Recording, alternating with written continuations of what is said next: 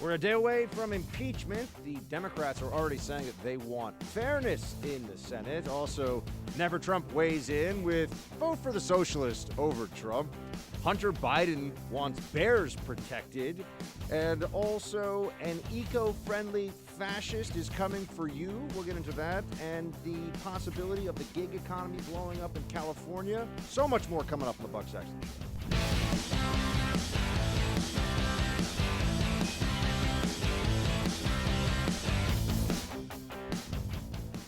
Welcome to the Buck Sexton Show, everybody. We are a day away from impeachment day. This is where we would play the final countdown, you know, if we were in a sports arena, because we are at the final countdown for impeachment. Here's the fantastic reality of our situation right now. We know what's going to happen. We know that the president is going to be impeached. In fact, the latest reporting is that some on-the-fence Democrats are saying, go for it. We have, who is this one here? Alyssa Slotkin of Michigan and Angie Craig of Minnesota have come forward. And they have this formulation they're borrowing from the Pelosi nonsense. This formulation of, with a heavy heart, we are voting to impeach the president of the United States. Could they just stop lying to us about what they think of this whole situation? I mean, if they want to make the case, the flimsy nonsense case that the president committed high crimes and misdemeanors while committing neither high crime, nor misdemeanor, if they want to do that, they're allowed to. But can they not act like they really, really don't want to? I was going to say that's their prerogative, which then always reminds me of that song. It's my prerogative. Remember that one? You know, you weren't even a fetus yet, I don't think, when that one came out. It was a long time ago. I think that was Bobby Brown, maybe? I did watch the making of Ghostbusters last night on Netflix, so we can talk about that later. Fantastic. But we got to get through impeachment first. So much to talk about here, so much to dive into together. 17 of the 31 Democrat-held districts that Mr. Trump won in 2016 had announced the Democrats from 17 of 31, they would support the abuse of power and obstruction of Congress charges, according to a Wall Street Journal survey. Abuse of power and obstruction. Now, keep in mind, obstruction in this case is going to a court and saying, hey, we would like you to weigh in on whether we have to produce these documents. That's now considered obstruction. If you fight back against the Democrat soft coup, you are guilty of a crime. Or even if you just resist the Democrat soft coup, you are guilty of a crime. This is the new reality that we're all supposed to live in. But there's something that's fun coming up here, or I'm hoping will be fun. I'm hoping it will be intriguing for all of us, and that is the chance that Republicans will have to hit back against all this nonsense. The chance that Republicans will be presented with to show that they, too, can play the game a little bit. They can use the process themselves to score points against their political enemies, which is what this whole thing is. This is all a political exercise. And going into an election year, there's no way to view this that does not come out with, wow, I guess Democrats really are insecure about their prospects in this election year. I guess the Democrats really don't have what they think they need in order to defeat President Trump. So they have to do all this other stuff, which is why we are where we are. But the Senate trial that's going to come, because the president will be impeached, there's no question about that. It's going to be an entirely party line vote. You will not have a single Republican. Notice on the momentous acts of legislation of the last decade or so, notice how when it's a strictly party line vote on a major issue, it's when Democrats are doing something to get what they want. When it's a strictly party line vote, for example, on Obamacare, a major remaking of our healthcare system that even Democrats now say didn't work the way it was supposed to and really wasn't very good and wasn't as worthwhile as we were told it would be, as well as wasn't as good and wasn't as cost-saving and all the rest of it. Now, once again, we're going to have an impeachment down a party line vote. We were told that that should never happen. In fact, we were told that by some of the Democrats who are currently pushing this impeachment.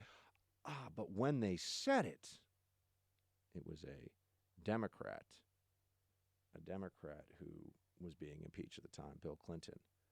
Oh, and isn't it amazing to see how they're trying to justify now? They're just working so hard to come up with these theories. One that I've seen recently is, well, maybe Bill Clinton committed a felony and did a lot of bad things when he was president, for which he was barred from practicing law, by the way, disbarred from practicing law. But it wasn't as serious as what Trump has done. What Trump has done is the founding fathers' worst nightmare, calling for foreign interference in our election. It's not enough for them to exaggerate what he's done a little bit. They have to go to the absolute maximum.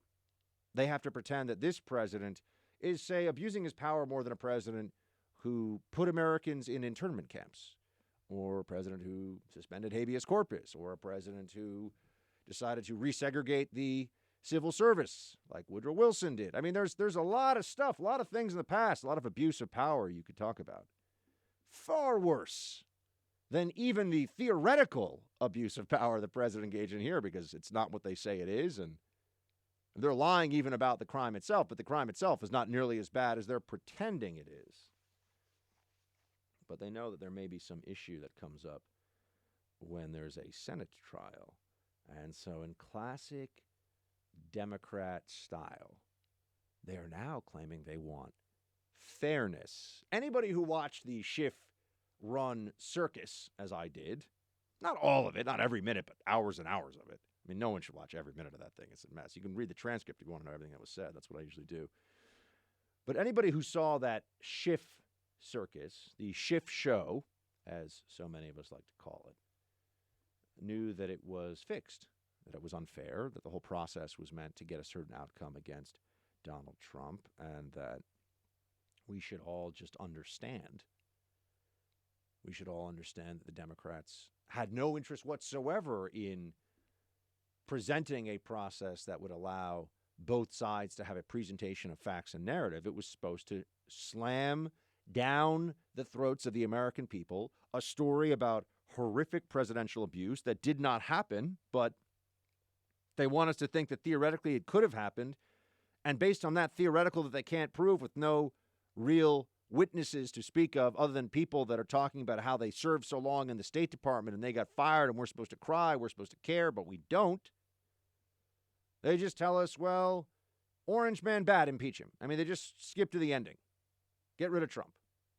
This is a get rid of Trump operation. It was entirely and clearly unfair the entire time that the House had the majority here. And they said right away, in fact, we know that there was, the people overheard Jerry Nadler saying on a train from New York to D.C. that they were going to impeach President Trump. I mean, then that was right after the midterms. As soon as Democrats had the majority, it was how do we get to impeachment? How do we use the process as a weapon against this president? Bad faith. Forget what the founders intended. Forget what would occur if we were approaching this from the perspective of people that can accept that they lost an election, that their ideas are kind of bad. The American people don't really like their ideas. The Democrats have to constantly lie about their ideas in national elections. Oh, no, we don't really want that thing. We're not really socialists, they will say, but they are. As you look, though, at what's happening now, the Senate is going to be running the show pretty soon. We're going to come back after the break. There's going to be a Senate trial, and you have Senator Chuck Schumer, who just wants everyone to be really fair now. Oh, now they want fairness. Producer Mark, please play clip 6. I am sending this letter this morning to all of my colleagues, Democrat and Republican, in the hopes that we can come together on a fair trial. I guess the way you'd sum it up is the old Joe Friday on Dragnet, if you remember that show. Just the facts, ma'am. We don't need any fishing expeditions. We're not trying to be dilatory. We're trying to have the kind of justice America is known for, which is swift but fair justice. These people have no shame. Schumer really thinks that now Democrats get to turn around and ask for fairness, and not just fairness, but they want to direct the process in the Senate, even though they're in the minority. I mean, this is a perfect example of the well-known quote from Frank Herbert, author of Dune. This is from Children of Dune, one of the follow-ups. When I am weaker than you, I ask for freedom because that is according to your principles. When I am stronger than you, I take away your freedom because that is according to my principles. That is the Democrat playbook. They could put that on a plaque above Schumer and Pelosi's offices. That is what they do. When they have the power, they crush you. When they don't have the power, they ask that you play by the rules, be nice, show a little mercy, show a little good faith. This is who they are. This is how they approach politics in general. There's no principle that slows them down when they think they need to do something in the pursuit of power. It doesn't happen. And so you have Schumer saying that we need to have a fair trial. Guess what? This is a political process. Democrats don't have the votes in the Senate. They don't get to run the show in the Senate. And yet they're still claiming that they should be the ones to determine which witnesses get called. They get to write the rules. That's what fairness is. They get to write the rules.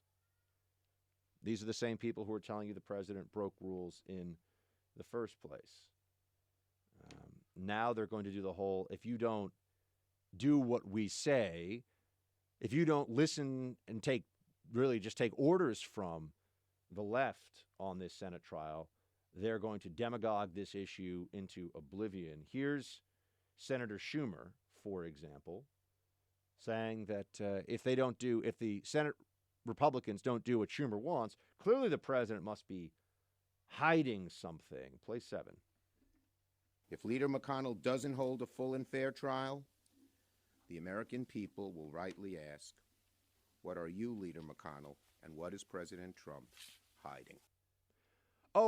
Anyone want to take a guess about whether Democrats are going to say once Trump is acquitted in the Senate that it was unfair? Does anyone want to place bets on whether, remember, not that they say that they disagree with what the Republican finding or what the Republican votes are. I mean, of course they're going to do that. No, but they're going to take it a step further. They're going to say that it was unfair in the Senate. That will be after what we've seen, after the total sham in the House. They're going to claim that the problem here was an unfair process in the Senate. Because in the Senate, they are weaker, so they ask for freedom. In the House, they are stronger, so they take away our freedom. That's what they do. This is who they are. This is how they play the game. Be prepared for that going forward. There will be a lot of people that are trying to engage in moral preening all along.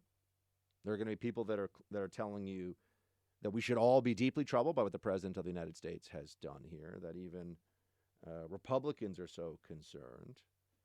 And they're going to be lying about facts as they tell you they care about the truth.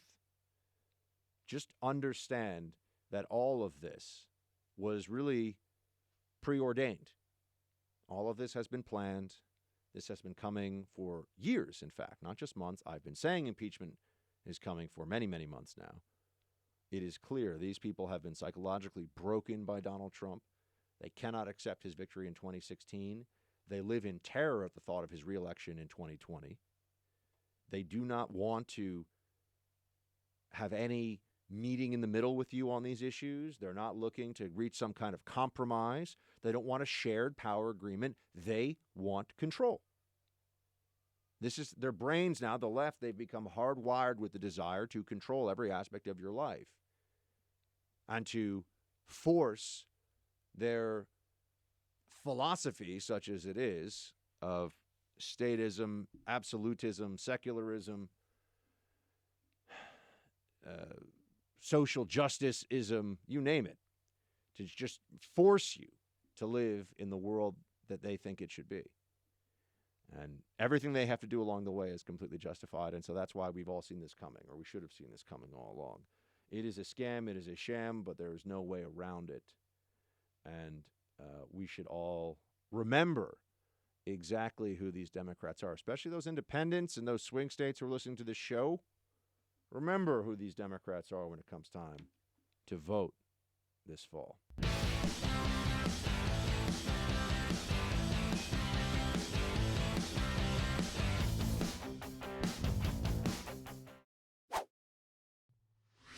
All signs seem to suggest that later this week, House Democrats are finally going to do what many of them have been foreshadowing for 3 years now and impeach President Trump.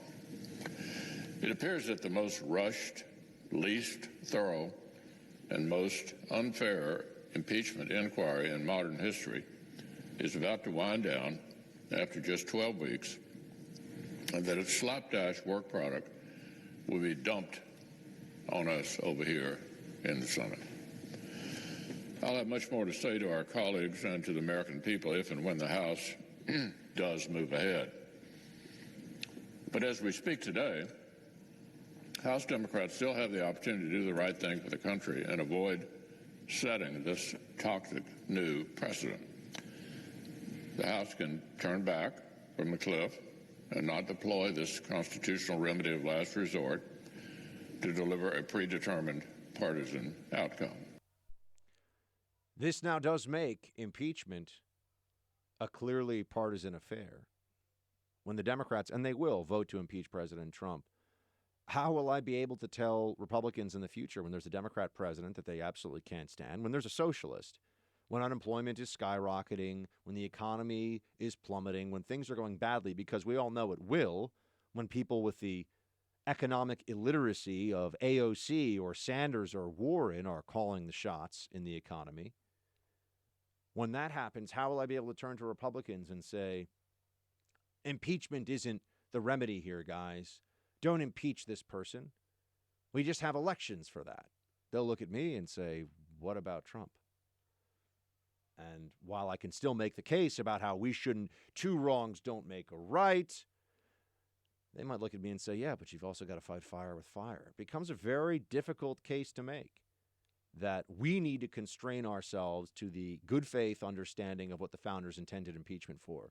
The other side, however, gets to just use it as a kind of catharsis for their lib psychosis. Oh, we're so upset about Trump. The only thing we can bring ourselves to do is to impeach him. We must impeach him because he makes us so very sad and angry, really more angry than sad. This is what they present you with. This is their claim. This is their offering. My friends, it's absurd. It's absurd. It's damaging. It's dangerous to the future of this country. The Democrats are willing to tear down any institution of government in order to get at Trump. And as they are doing so, they claim to be defending the institutions of government. This is what I mean by the lib psychosis. You cannot reason with them. You cannot debate with them.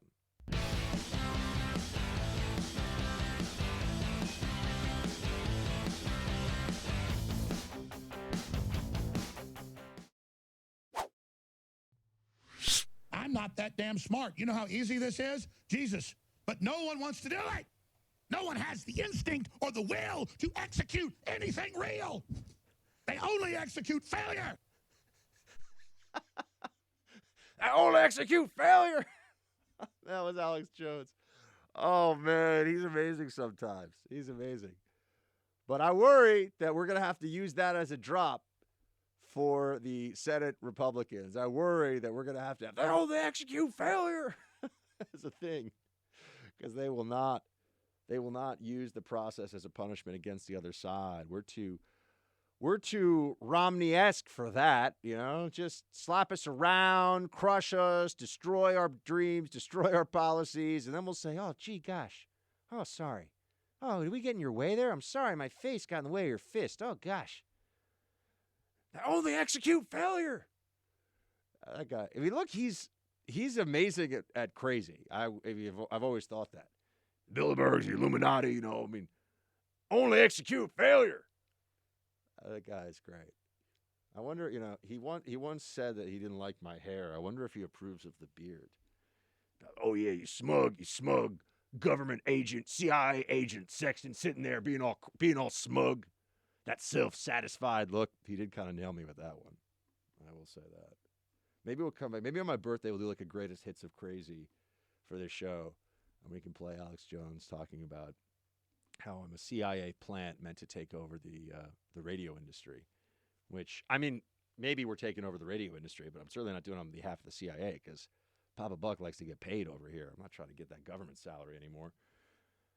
Speaking of crazy, though, You like that transition? Silky smooth, producer Mark. Cool like the other side of the pillow. Which really could also be, if we're talking about plaques over doors, we should put that outside the Freedom Hut because that's how we roll here. You got Republicans, quote, Republicans, never Trump Republicans, who have written a piece that is, you've got to read it to believe it. You got to see. I mean, this is the most overused, overhyped mini political contingent. I mean, there are more members of the Church of the Flying Pastafarian than there are never Trumpers in this country. And yet we hear about them, and I know that's an exaggeration. That's an exaggeration. I don't know how many people are in the Church of the Pastafarian, but you understand. Or the flying, was it the flying spaghetti monster? It's the same thing. But if you want lib followers and you want job security in the current media environment, the best thing to be is a never Trump Republican. Because you get to show up on TV and all the libs will gather around you and they'll say, you are clearly a smart and decent and wise Republican.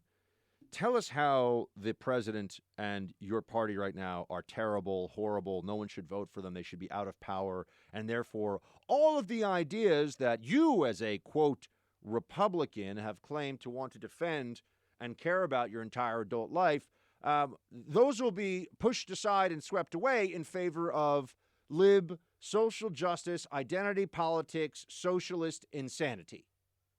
But please, you have the floor, never Trump Republican. Let's hear from you on this one. Oh, I know people. I know how it goes. They get contracts places. I have that guy Tom Nichols. He always tells me that I should know better, which I think is at least he understands that he knows that I'm smart, and so he could call me dumb, but then he would just look foolish.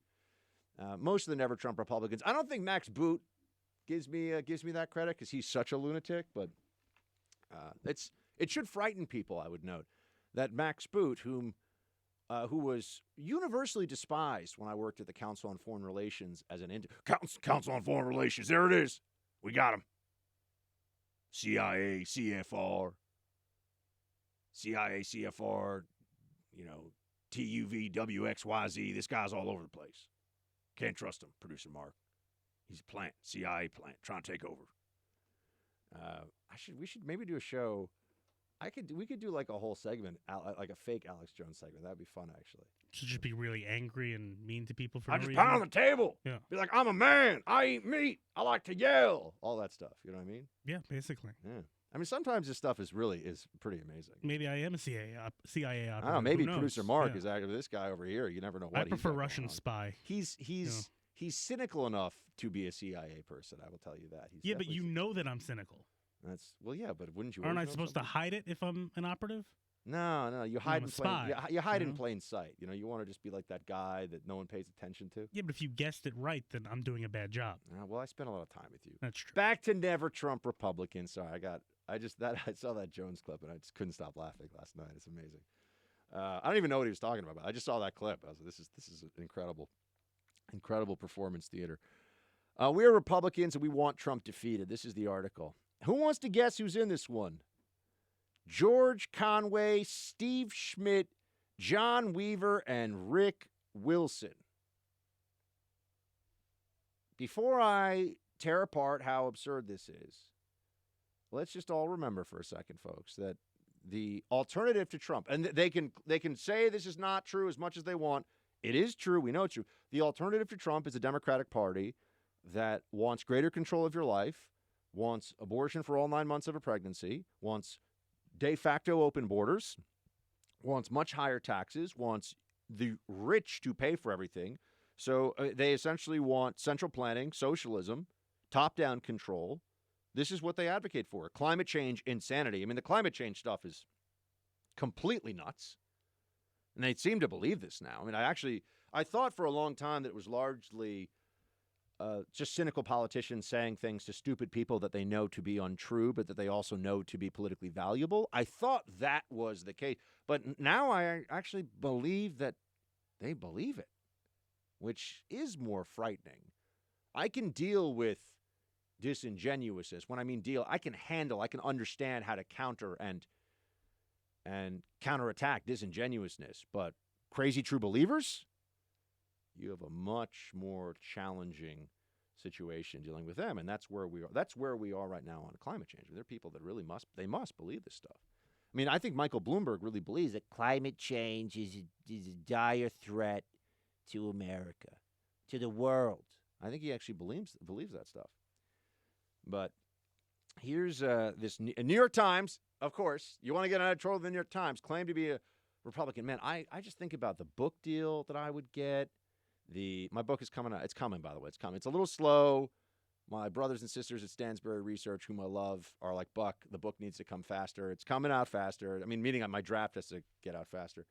But I mean, just think, if I was willing to be a turncoat, and I just couldn't do it. I don't know. It would be a great economic and career decision, because conservative media is very fragmented, and most corporations are honestly, even the mega corporations, they're a little hands-off about it. The exception here is Fox, and Fox is just so successful, makes so much money, and is such a powerful voice in politics in this country and in culture that you can't back away from a winner that's that big, but it's almost like it became a winner that nobody expected. Right now, you would think there'd be other corporations, other businesses that would want to be involved in the conservative media space, but here's the simple fact.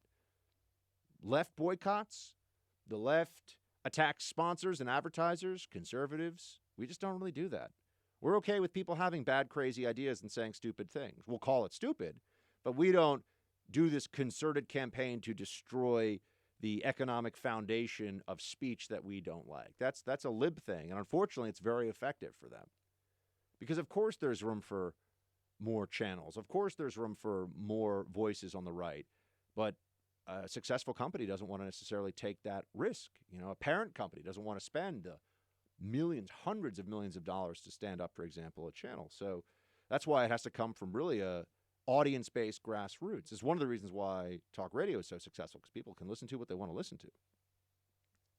And thank you, Rush and Company, for actually building this,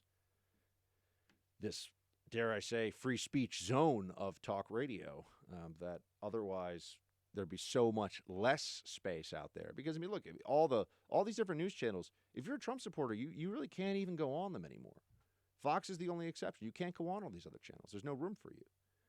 But if you're a never Trump, bringing it back, if you're a never Trump Republican, please, Buck, unlike those idiot Republicans that support Donald Trump, you understand that he's a monster and a menace and a threat to the Constitution.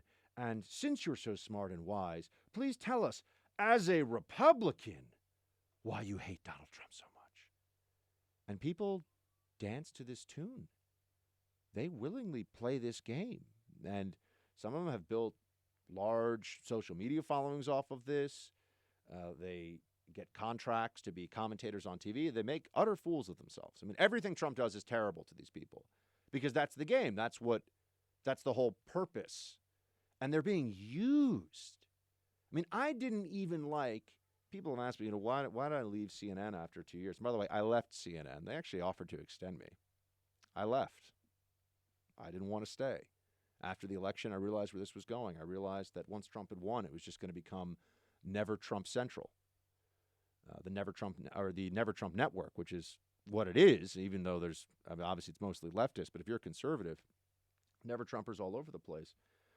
But I also felt like there was no real stomach for giving a conservative a fair chance to make the case. It's always the host and some shouty lib, usually 3 or 4 of them, trying to shout you down. And at some point, in a 2-minute segment, if you got people talking over you and shouting you down, it doesn't matter. I don't care who you are. You could be the greatest debate genius in the history of the universe. You're not going to get your point across, and it's just silly. You're just there to be punching bag. You're just there to be somebody that's getting attacked all the time, because CNN has no ethics. It's a bad place. But if you're never Trump, then they bring you on. Please tell us how terrible Donald Trump is. And they write things like this. Patriotism and the survival of our nation in the face of the crimes, corruption, and corrosive nature of Donald Trump are a higher calling than mere politics. As Americans, we must stem the damage he and his followers are doing to the rule of law, the Constitution, and the American character. That's why we are announcing the Lincoln Project, an effort to highlight our country's stories and values and its people's sacrifices and obligations. This effort transcends partisanship. Sure it does. Over the next 11 months, our efforts will be dedicated to defeating President Trump and Trumpism at the ballot box and to elect those patriots who will hold the line. We do not undertake this task lightly, nor from ideological preference. We have been and remain broadly conservatives in our politics and outlooks. Our policy differences with Democrats remain, but our shared fidelity to the Constitution dictates a common effort. This is where Never Trump Republicanism is, and they claim they would never be. We want the Democrats to win, they say. We're still really conservative, but we want Democrats to win. Oh, yeah? You want to see the appointment of conservative judges, including to the Supreme Court, where there will likely be another vacancy in the next term? But you want Democrats to win. You believe in smaller government, lower rates of taxation, less regulation. You believe in letting the American people's business be business, to leave people alone. The law is the law. The law should be followed as law. But you want the Democrats to win? This is stunning. It's the abandonment of principle in the name of upholding principle. It is as though these Never Trump Republicans are living in a constant series of opposite days. And they want us all to clap for them here and tell them that this is a good thing, that this is helpful. I want to know, first of all, who the George Conway thing. This just baffles me. And this guy acts like such a jerk. I don't know. I don't understand why it's okay for him to call out his wife's bossness. Why he's doing this. It's just uncouth. But I don't know the guy. Steve Schmidt, who signed his name to this, it's like the dumbest Republican on television. Steve Schmidt goes on MSNBC. He's always like, Donald Trump is like Stalin plus Hitler plus this really mean dog that lived down the street from me when I was a kid. Steve Schmidt is a moron. And he was running John McCain's campaign, which says a lot about John McCain's political judgment. I will say it. Now, Trump's political judgment about some of his appointees has been terrible, too, if we're going to be fair. But I don't know if it's Steve Schmidt. Well, I mean, Scaramucci, maybe. See, here, we try to keep it real. We have to adhere to some reality. It can't just all be, whatever my side wants is what my side should get, or I just root for the team no matter what. Sometimes a good coach has to bring the team in at halftime and say, you guys stink out there right now. You just stink. That can be helpful as somebody who has actually coached before.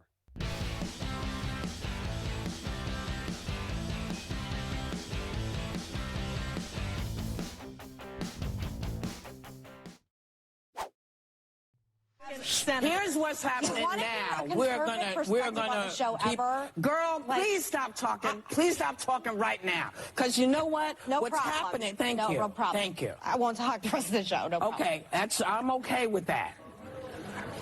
I'm okay with that. If you're going to behave like this, I'm not behaving like you anything. are. I'm trying You are to show talking a conservative over. perspective. Yes, we understand no, I let that. talk, but and then you are. But what you're doing. No, I'm not. Is we're not doing anything. It's what libs do. They shout over you. That was Whoopi Goldberg talking over Meghan McCain. They shout over you, and then they say that you're shouting over them. They interrupt you, and this has happened to me before. I have, in fact, been interrupted and then had people claim that I was interrupting them because they've interrupted me, and then I'm not done talking, and then they say, stop interrupting me. I mean, this is the way the lib mentality works. There is the lib mindset is rooted in a childishness, a selfishness, a lack of understanding of other people's needs, wants, feelings, and at its core, it is about virtue signaling.